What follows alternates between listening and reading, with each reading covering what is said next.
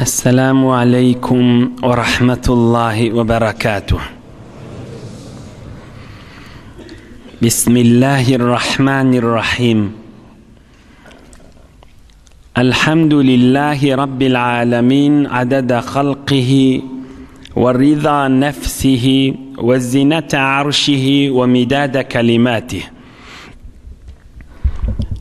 اللهم صل وسلم وبارك على عبدك ونورك إمام المتقين سيد المرسلين تاج الأنبياء محمد النبي الأمي الأمين وعلى آله وأصحابه وأنصاره وأتباعه أجمعين. لا أسألكم عليه أجرا إن أجري إلا على رب العالمين. اللهم وفقني لبيان ما يحتاج الحاضرون إليه وما يصلح أحوالهم. إلهي أنت مقصودنا ورضاك مطلوبنا، فأعطنا كلنا محبتك ومعرفتك. Yaradan büyük Allah Tebaraka ve Teala taatu ibadetlerinizi, hayır dualarınızı, ihsanatlarınızı lütfu keremi bilen kabul edip de Huday Teala dininizi, dünyanızı, ahiretinizi abad etsin. Aziz vatanımızda amanlık, emniyet yörep, محبت يراب قرآن كريم وأوضان باك پیغمبرمزن سنة يراب آق مذهب وعقيدامز يراب درمضان بيك الله ayırmasın. Yazın güllerini günmüğün geceleri qis qılıp barayan gecelerde Allah-u Zülcelal'ın mukaddes kelamının manalarını ve içinden almalı alım nasihatları eşitersip mübarek celisaya şirket etipsiniz. Büyük Allah kabul edip de min padaşını cennette oturmak hemmenize içerleriniz bilin ve tamam sözümü eşitiyerlere Allah nasip etsin. Mübarek Yasin Şerif'in mübarek ahirki ayetleri. أعوذ بالله من الشيطان الرجيم. بسم الله الرحمن الرحيم.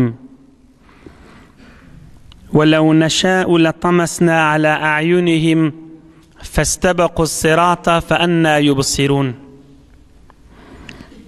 Mübarek 66. ayet. Allah Zülcelal'e diyor, eğer men Huday istesem, irade etsem, şol kafirleri duran yerinden gözlerine körlük urarın, görüp duran gözleri görmezler, yolu oğracak bolarlar, necire görsünler yolları. وَلَوْ نَشَاءُ لَمَسَخْنَاهُمْ عَلَى مَكَانَتِهِمْ فَمَا اسْتَطَاعُوا مُضِيًّا وَلَا يَرْجِعُونَ. Ondan makamre kudret. Eğer men Huday istesem şolları mesh ederin, duran suratlarını ütgöderin, duran yerlerini feleç olup, evi de gidip bilmerler, iyide de gidip bilmezler diye. وَمَنْ نُعَمِّرْهُ نُنَكِّسْهُ فِي الْخَلْقِ اَفَلَا يَعْقِلُونَ. Allah-u Zülcelal'e diyor, men Huday her kime ömür versem, qarrıydığı içe yaradılışını ecizlep başlar diye. Qubo jawan quwan moğul görküne görücün yüzü mihmandır diye mahtun oluşan. Görkün yüzü mihmandır. Adam qarrıydığı içe qarrılık yaşa geçenden sonra günmüğün oğlun yalı, çağı yalı olup göz, kulak, ennam, canı, el ayağı ecizlep uğrar. وَمَنْ نُعَمِّرْهُ نُنَكِّسْهُ فِي الْخَلْقِ اَفَلَا يَعْقِلُونَ. Akıllanmıyorlar mı? Fikirlenmiyorlar mı? İnsanın aňyr söbersi ejizliktigi, oglan wagty ejiz, garrylykdy ejiz. İkisiniň arasynda bir jawallyk barda ki inşallah işte görüň edersiz. 69-njy mübarek ayet. Ve ma allamnahu şi'ra ve ma yenbagî leh. Hudaý Taala aýdýar, Muhammed peýgambere men goşgy öwredemek diýipdir. Oňa şahirlik de gelşenak, ol peýgamber diýipdir. Bu okulyan Kur'an ve Allah'ın kelami hak bilen batılı açıp berýän. Liyunzira men kana hayyan ve yahiqqal qawlu alel kafirin. Haklyhu şu adamy hesaplyjak eder ýanak. Kıyamadın pikir eder ýaly we bu zatlar innemese de oňa azap wajib bolar ýaly. Hudaý Taala aýdýar: "Awelem yaraw anna halaqna lahum mimma amilat aydina an'aman fahum laha malikun." İnsanlar görmeýärlermi? Men öz yaradan zadymdan, heýwanlardan, sığırlar, diýeler, atlar, eşekler, fiiller, adamdan güýjükän ne bolsa adamyň ihtiýaryna goýdum. Şoň eýesi bolup üstüne minip onu satyp وَلَهُمْ فِيهَا وَذَلَّلْنَاهَا لَهُمْ فَمِنْهَا رَكُوبُهُمْ وَمِنْهَا يَأْكُلُونَ. Halis şolaň ihtiýaryna goýdum diýipdir şu heýwanlar. İýälerdim, minýälerdim. İçýälerdim süýdünden we dersinden we tamam tüýünden ýüňünden haýyrlanýarlar. Afala yashkurun. Adam şükür etmelärmi diýipdir. Allah'a teşekkür edip Allah'ın nigmatyny iyip ibadata girmelärmi? وَاتَّخَذُوا مِنْ دُونِ اللّٰهِ آلِهَةً لَعَلَّهُمْ يُنْصَرُونَ لَا يَسْتَطِيعُونَ نَصْرَهُمْ وَهُمْ لَهُمْ جُنْدٌ مُحْضَرُونَ. Teşekkür etmek dursun Allah'a, bular botloň öwünde ýykylşyp Hudaýdan başga hudaýlar tutunurlar. Allah Zülcelal'dan başga hudaýlar tutunup şoňa çokynurlar. Bize şula kömek berer diýip Hudaý Taala aýtdy: "La yastati'una nasrahum." Bular näjere kömek bersinler şulara? Kömek berip biljeklermi öz elleriniň bejeren daşlary, agaçlary. Ve hum lahum jundun muhzarun. Kıyamatda şu botlary cehenneme sürülenni, şu botu ibadet edirler, üýüşüp bilecek, goşun edip cehenneme sürüler diýipdir. Fela yahzunka qawluhum. Ey Muhammed peýgamber, kafirlaň aýdýan kefsen narahat etmesin. Men Hudaý olaň içindäki zatlary we daşyna çykarýan zatlary bilýändirin. 77-nji aýadan meýlek Hudaý Taala bir wakyy, bir hikaýe, bir kissa bolupdyr. Önçe kıskaca aýdyn, biter kıskaca wurun. Bir neçe kafirler Mekke-i Mukerremede bir çürük sünk alıp eline alıp eli bilen şonu hafırdadıp, dargadyp, şonu tozan ýaly edip, kum ýaly edip peýgamberiň huzuruna gelipdirler. Ey Muhammed diýipdirler aleyhissalatu vesselam. Şinäjire kıyamatda dirilmeli, sen näme diýäň diýipdirler. Çürük sünk getirip eli bilen hafırdadyp, ohum şinäjire dirilmeli boljak zatmış diýipdirler. Allah Taala şonu aýat indiripdir. Euzu billahi mineşşeytanirracim. أَوَلَمْ يَرَ الْإِنسَانُ أَنَّا خَلَقْنَاهُ مِنْ نُطْفَةٍ فَإِذَا هُوَ خَصِيمٌ مُبِينٌ. İnsanı ördipdir. Özi ýaňy birjek gatra suwdan yaradyldy. Inni gelip Hudaý bilen dawa etjek bolýar diýipdir. أَوَلَمْ يَرَ الْإِنسَانُ أَنَّا خَلَقْنَاهُ min nutfetin, öyle bir porsu bir katra sudan dünya geldi. Feyza huwa khasimun mubin. Men dava etjek dip ortağa çıkıpdy dipdir. Wa daraba lana mathalan wa nasiya khalqah. Qala man yuhyil 'idama wa hiya ramim. Qul yuhyiha allazi أنشأها أول مرة وهو بكل خلق عليم. Hudaý Taala diýär: "Wa daraba lana meselin bize meselle getiriýär" diýipdir, çüýrüksün ki elini alyp diýipdir. Hani şunu kim diýeljek diýip aýtýar diýipdir. Çüýrüksün taşy diýip aýtýar diýipdir. Kul yuhyihallazî anşa'aha awwala marra. Ey peýgamber şolara aýt, şu çüýrüksün ki ozal yaradan Hudaý gaýta da diýelder diýip aýt diýipdir. Kul yuhyihallazî anşa'aha awwala marra. Seni meni yaradan, o çüýrüksün ki ozal yaradan Allah gaýta da yaradar diýipdir. Hemme mahluk we hemme zady bilýän Allah'dır diýipdir. Allazi ja'ala lakum minaş-şeceril ahdari naran fe iza antum minhu tuqidun. Gök ağaçtan ot çıkarmaýaňyzmy? Allah şonu çıkarýar diýipdir. Allazi ja'ala lakum minaş-şeceril ahdari. Gög görüp duran, içinden su çıkıp duran ağaçtan ot yakmaýaňyzmy diýipdir. Araplyň ýurdunda kän bolmaly marah diýe, afar diýe iki däne agaç suwlýar özü. Bir barmakdan uzyrrak şoň şakasından kesip şu iki agacı bir-birine kakanda ot çakýardy. Hudaý Taala diýe şonu yaradan Allah insan horlanyp ot tapman wagtynda, köz tapmadyk wagtynda ot yakjak bolsa, çakjak bolup ot çakjak bolsa, marah diye, afar diye suwly agaç şoň bir-birine süküşdirende ot çykarýan Hudaý dälmi diýipdir. Allazi ja'ala lakum minaş-şeceril ahdari. Gök agaçdan, suwly agaçdan Hudaý ot çykaryp bermeýärmi size diýipdir. Allah şonu şeýle yaratmadymy diýipdir. Allah Taala biz insanlara gözümüzün alnäki kudretlerininden aýdýarda. Aweleyse'llezî halaqas-semâvâti vel-arda. Ohum yine Allah Zülcelal aýtýar. Kiçik adam diýipdir. Etin qanyň sünküňi üşürseň birlegen gum bolýas biz. Etin sünkün qanyň şodurşymyz üşürsek bolsak ýeriň güşesine bir jellegen gum bolýas. Allah Taala aýtýar: "Aweleyse'llezî halaqas-semâvâti vel-arda." Yeri we göňleri yaradan Hudaýa qyn boljakmy diýipdir. Asmany özde, yıldızları özde, yeri özde, dağı özde, düzü özde. Bela ve huvel hallaqul alim. İmanımız var. Allah yaratýan bilimli beyk Allah'dır. İnnemâ emruhu izâ arâde şey'en en yekûle lehu kun feyekun.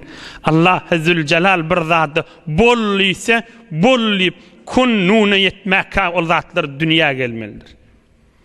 Kun bolluydy bolmalydyr. Fesubhanellezî biyedihi melekutu kulli şeyin ve ileyhi turcaun. Ol Allah paktır. Hemme zadyň eýeligi şonuň elinde ve hemmäňiz öwrilip barjakdyrsyňyz ve hemmämiz Allah Zülcelal'a yevme yekumun nasu li rabbil alamin qabrdan turup hemmämiz Allah'ın huzuruna gaşyn, mahşer meydanına gaşyn oğrajaktyrız. Amenna Allah'a, Allah'ın kelamına ve Allah'dan gelen zada imanımız kamildir.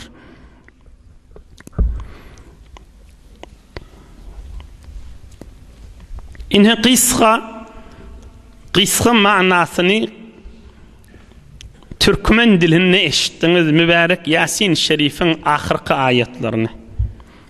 Allah Zülcelal özünün kudretinden aýtdy ki bir wagt adama Hudaý afet indirse, gözü gafylsa adamın elinden zat gelmer. Ya Hudaý Taala bir adam yüzü gözünle men ütgüdip heywan suratyna geçireýin diýse de insan donk galar elinden zat gelmez diýdi. Ve heywanlar barada ihtiyaryna durup damagyn çalyp ýipdi ya üstüne minipdi, haýyrlanypdy o zatlardan aýtdy. Ve kıyamet boljagyňdan aýtdy. Yer göň yaradylşyndan aýtdy. Ve insana da aýtdy, insanyň bilýän zady. Ve men nuammirhu nunakkisu fil halq. Ey ýaşaglarlar. Hudaý Taala aýdýar. وَمَنْ نُعَمِّرْهُ نُنَكِّسُ فِي الْخَلْقِ. Her kime ömrü versem yaradılışını ecirlep başlar deyiptir. Biz jawan oglanlar insan jawanlıkta iki ecirliğin arasındadır. Oğlan vaktimizde ecizdir. Ey yaş oglanlar, ey sözümüzü, sesimizi eşitleyen jawan oglanlar, ey o barada gezip duran karmend, karger, ey mollacan, ey Tehran'ın Maşat'ta her yurtlarda işlep zept boltu bizim sesimizi eşitecek oglanlar.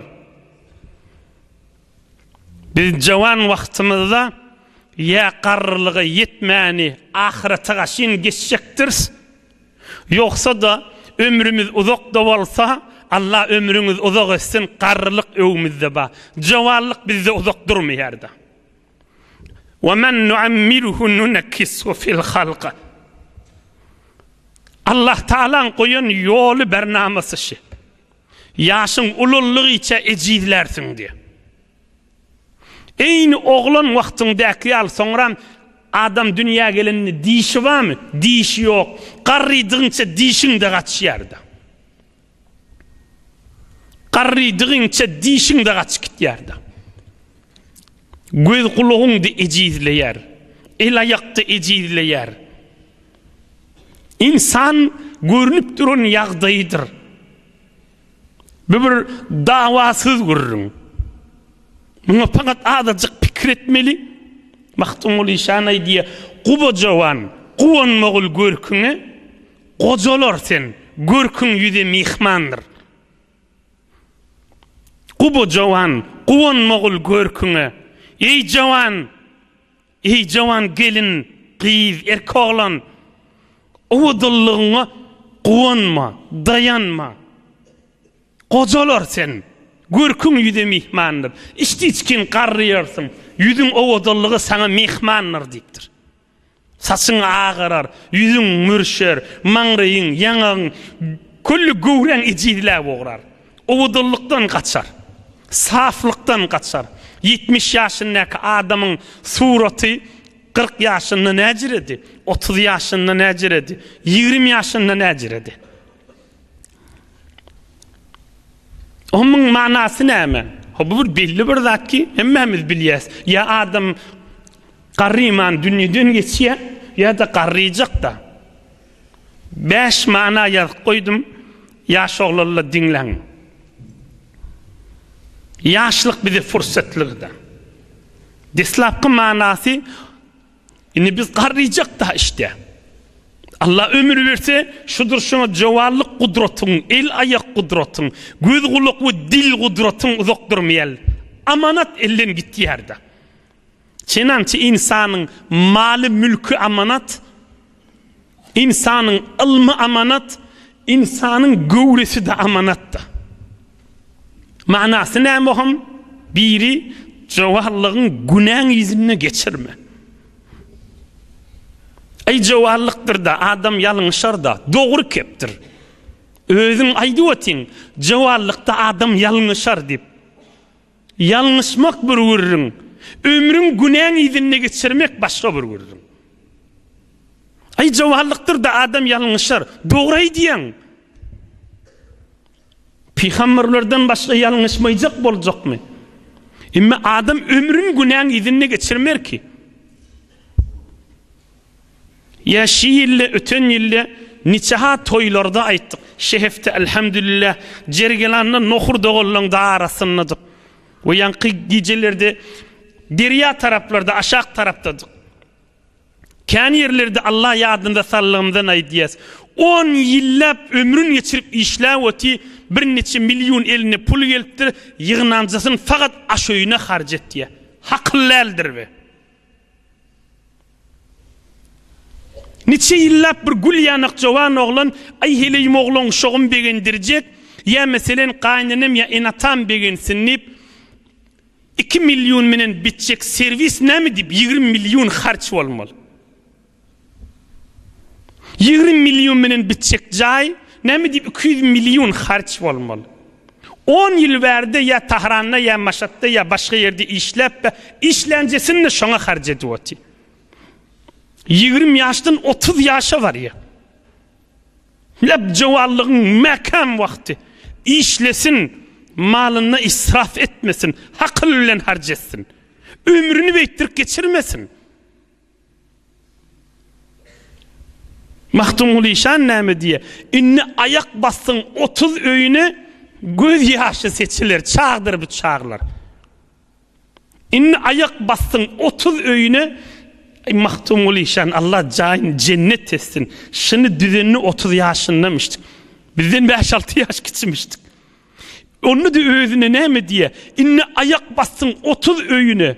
İnni ulukon adam bolun 30 ýaşa bardın diýipdir. Göz ýaşy seçilir, çağdır bu çağla. Seher wagtyny gözüňden ýaşakdyr. Allah Taalaň ışkyna. Allah Taalaň muhabbetine. Şunu öwürläp okyp düşämeli biz. İnni ayak bassın 30 öýüne göz ýaşy seçiler, çağdır bu çağlar. 30 ýaşa bardın gözüňden ýaşakdyr inni diýipdir. Ulukon adam bolun diýipdir. İnni ayak bassın 30 öýüne göz ýaşy seçilir, çağdır bu çağlar.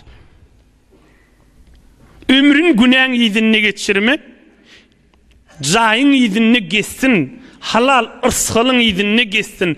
Allah Taala hemmeňize nurly bereketli jaý, ırsgal nesip etsin. Imme ömrüni jowallygyny pakat tekkare bolup bir işin ýyzyny geçirmesin. Hakl edip pikir etsin. Ömür mekan mana gurrun. Allah aýdywati: "Ve men nu'ammirhu nunakkisu fil halq." Qarrid ulullugyňça qarryp barýan diye. Ulullugyňça gudratyň ellen gidip barýar. Ay men 40 ýaşdan soň 50 ýaşdan soň okaryn diýseňde awala oňa galjagymyz belli-de. Bar galsak ýaşyňyz uzak bolsun, hiç jowallykdaky ibadat etip boljakmy? Jowallykdaky el ayak diýeniň etjekmi? Göz gulak diýeniň etjekmi? Etmedi hiç wagtda bir görünüp duran ýagda ýahyň. Dünýä boýunça hi garrylardan çürüm, ululungdan soňra bir bername barmy? Werzeşi bername, gülüşmeden çürüm goýulmasa başga bername ýok. İşte bolsun, idarejatda bolsun, karment bol, bir ýerik barsa meni çykarýarlar kenara. Gudratyň çatmaýar sen diýerler. İbadatda da şeýledir da. Jowallyk wagtynda وَمَنْ نُعَمِّرْهُ نُنَكِّسُ فِي الْخَلْقِ Allah Taala aýdýar. Ulullugyňça ejizlersiň bir mahnasy näme boldy? Ömrüňi awala günäň ýyzyny geçirmeliler. Adam ýalňyşar, günäň ýyzyny geçirmer. Ýene bir manasy, ömrüni bir jaýyň ýyzyny geçirmesin. Bir wagtça işlek kesip birinne bolsa, hesaplyca bir işin ýyzyny ömrüni geçirmesin. Namazyna, ikilenji urun 5 sütüne gaýym dursun. Din İslamyň 5 sütüni, iman kelimesi. 5 wagt namazy. Ramazan aýy gelýär, Ramazan aýy arazasy. Makam gaýym dursun. Malynyň zakaty o güýji ýetse hac etmek. Par hacı. 5 diniň sütüne gaýym dursun. Ikilenji manada bi. Üçüncü manasy. Öwde tomys gelýär, tätilat gelýär. Her kimiň tätilatda fikri ya tefrih etjek, halaljak tefrih nuşjany bolsun. Ýa-da işe gitjek. Allah halal ırsgal bereket bersin. Emma oglanjyklaň gamyna bolun. Tomys oglanjyklary okutmaň pikirinde bolun. Mahalleňde, owaňda, mescidinde, şäheriňde, şu mescidinde oglanjyklary tomys okutýan oglanjyklaň bernamasy barmy ýokmy? Bilmenşik bolma, bilenşik bol. Eşitmenşik bolma, eşitenşik bol. Musulmançylyk bilmenşik bolmak däl. Musulmançylyk bilenşik bolmaly. Öýünni lafror her kim öýünni gürlerdi. Batyr savaşda bellidir diye Mahtumul İşan. Merde amal bolmaly, iş etmeli, iş bitirmeli. Bir näme bolly? Üçüncüsi, oglanjyklaň işte tomuz tätilatyny mescidin gör. Heyetumuna bilen gurrunget. Han ahun mollu kim gelýärdi? Han okutmany daýa uraglan kim madi? Hazines kimdenni? Kim merýär şondy? Gowja çykylýam kenarady. İşinep berip gelip bir okutjak bolsaň harjyny çykaraýlyňdy. Gow okussundy. Wezifesi bolsa zindagisi bardyrdy. Bilmenşik bolma, öz zindigiň pikiret näjire. 4-nji gurrun ýene mübarek Ramazan aýy gelýär. Fakirler gözlemek. Ötün ýyl bir benke ýagy bereniň pikirine gözüňe alma. Ya ayda, ya fasille. Hi bolmasa her Ramazan aýy bilen gurbanlykda. Ya şoglanlar, hacı dädeler. Ömür fursat baka iş etmeli. Amal etmeli. Mirde amal olmalı. Mehtaç adamlara yetişmek. Merid gözleyerlere kuvatlaşmak. Meridlin özünü kuvatlaşmak ve fakirleri halini sorap durmak. Zindigiye yetişmeyen başagaylık bilin bir döngürtü kavrın içinde yatan bolamayılın. Zindigiye yetişmeyen nus bir döngürtü kavrın içinde yatanlar. Bir döngürtü ya kavrın içinde yatanlar ya bir döngürtü saç sakal ağıranlar. Ömür geçendir. O da bir zamanın ömrü. Anrın mərin gözleyen görsün 10 yıl geçiptir. 5 yıl öncesi bununla edip 11 misal edin hemmesini üşürsün. 5 yıl öncesi. Ey yaş oğullar. Etinizin, sünkunuzun, kanınızın terbiyetini köyünü Türkmen yaşlıların pikirine salın. Ne marada? Kesin izinli gezmesizlik barada. Mert bolun. Allah Teala kip iderlemanı söyleyenlerdir. Falani ne mi dedi? Falan zinana ne mi diptir? Falan ahuna şey diptir. O falan ahun on cevabında ne mi diptir? Huday söymeyeşini. El qile vel qal. Allah milletin kefin iderlemanı söymeye. Kip innemesizlikte mert bol. Hususen mescidin cemaatları. İkinnin mescid gurrun jay olmalı ki. Gurrun jay olmalı. Hayır gurrun. Ağzı birlik gurrun. Muhabbet gurrun. İttihat gurrun. Süycülük gurrun. Kur'an-ı Kerim gurrun. Allah-u Zülcelal'ın gurrun. Resulullah'ın gurrun. Işq-ı muhabbet gurrun. Näme dip mescidin eyvanı ağzalık yer olmalı. Näme dip üşmelikler saçağın maşı onun bunun gurrunu olmalı. Yine de diyen yaş oğlanlar. Hamana sen bir määrekede otayım ya saçağın başında selellikte, ağzaçarlıkta, mescidin eyvanında, bazarında sana bir kefaydılık duya üşmelikte ay nämetçek onun gurrunu koyayliň şu gurrunu di. Şeysin Allah'ın yanına aziz olursun. Kefi innemesizlik, kefi idarlamasızlık, ömrün kefin izinine geçirmesizlik, neticesiz peydasız da. Erkege gelişýänlerdir. Müslüman zinanak da gelişýänlerdir. Erk adama gelişýänlerdir. Bir sadaka varanda bir saat bikar oti elin kursoğuna tutup fakat merdumun kefinesin. Fakat onun bunun sözünü keplesin. Peydasız vururun. Erk adama gelişýänlerdir. Erk adama gelişýänlerdir. Erk adama gelişýänlerdir.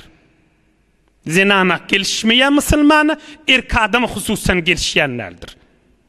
Indi bir misal aýdyp berin, şo misal hemmesini üşürsin we şonuň men tamam edeýin. Tarihte bir mert jawan geçipdir. Makam Amirul Mu'minin Eş-Şabul Adil El-Allamatul Mujtehid Ez-Zahidur Raşid Ömerus Sani kan agdalanır şu minberden. İkilenci Ömer deyip Ömer ibn Abdülaziz deyip ey cemaatlar neçe yaşında dünyadan geçipdir şu.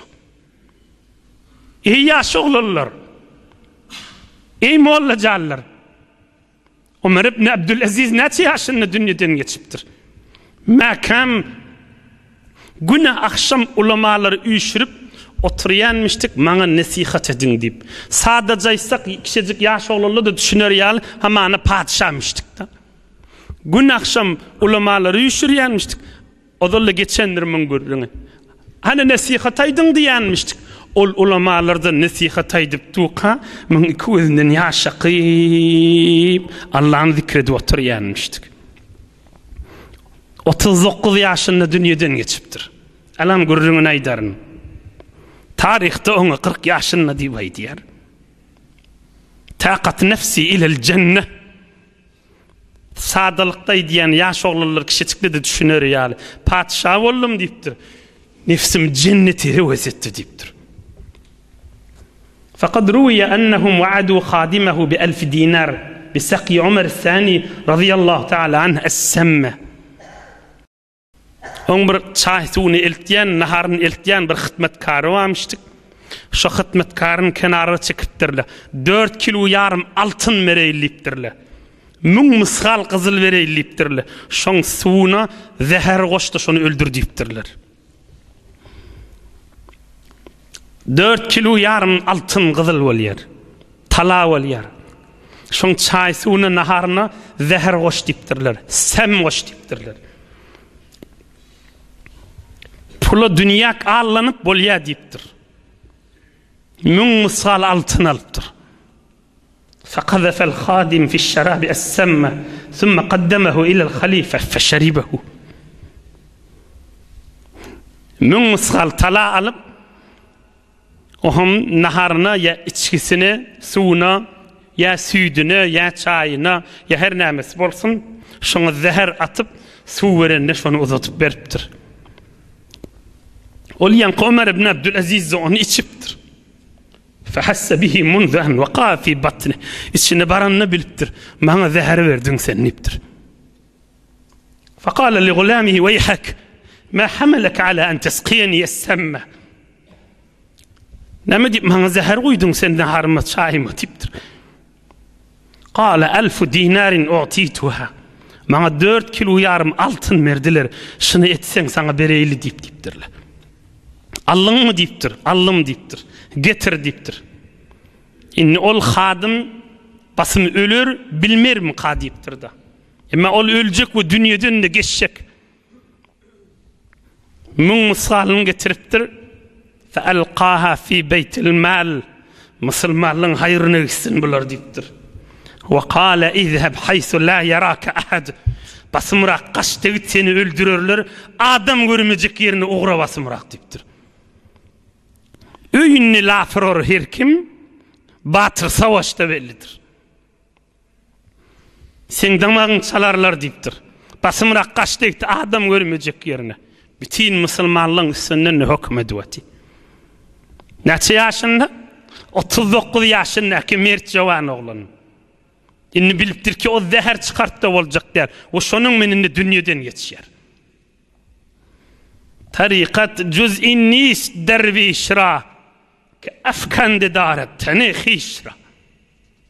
Allah'ın söyleyen zadi, Allah Teala'nın nurunun eteğine, Allah Zülcelal'ın ışkının ve mehabbetinin eteğine, çın hudayılık insan ödünü ne mukaddimesin. İnsan millik etmesin. İnsan Allah'ın razıçılığını tatacak bolsun. Yanına hizmet etyen bir kişicik oğlancık varmıştık. Kişicik oğlancık da olsa näme düşünýänmişdik da 10-12 yaşında ya kız olan ya erkek olan. Bir gün yelfidip duranmıştık da kızgın havada. Bir Ömer ibn Abdülaziz'e süyünüp yatanmıştık. Üstündeki yelfidip duranmıştık da hizmetkarmıştı. O kiçenrek olsan yatıp kalıptır yelfidip duruşunu. Turakanı elinden alıp o diyen padişahın özü onu yelfitmene duruptur. Rahat yatsın deyip. Onun çeli sonrak wagt geçenlerde oýanyp durýanky oýanyny görse ýanky padşah onu ýelfidi oti. Kelin kelles nutsup gyrdypdyr. Way meni bakşla bir näme wün boldy dip. Elin kelläňe wurma dipdir. Sen bir Allah Taalaň bendesi, men bir Allah Taalaň bendesi. Saňa da sogap gerek, maňa da sogap gerek. Men hiç adım kemelmedi dipdir, saňa ýelfidenim menen dipdir. Önkü padşah men dipdir. Önkü adam men dipdir, kemelen yerim ýok ki dipdir. Nämen kemelli dipdir. Önkü halife men dipdir. Önkü ikilenci Ömer men dipdir. Yaşlyk wagtyna, jawallyk wagtyna fursat baqa, emniyet baqa, parahatçylyk baqa, dinin dünýäň üstünde ýörep baqa, yankı 4-5 zat aýdyldy. İnşallah mäkem gaýymdyr. Dogry barýanyň jennetiň ýoly bolar. Hudaý Taala iman abyrydan aýyrmasyn. Allah Taala ýaşaýyşyňyzy rahmat nurundan dolu etsin. Aziz watanymyz emniýetden, mehabbet, bereketden dolu bolsun. Bir alham 3 kul huvallah okuyaýlyň, ötüp gidip dünýeden geçerler we aziz watanymyza doga edeýliň, oka beriň. Auzu billahi mineşşeytanirracim.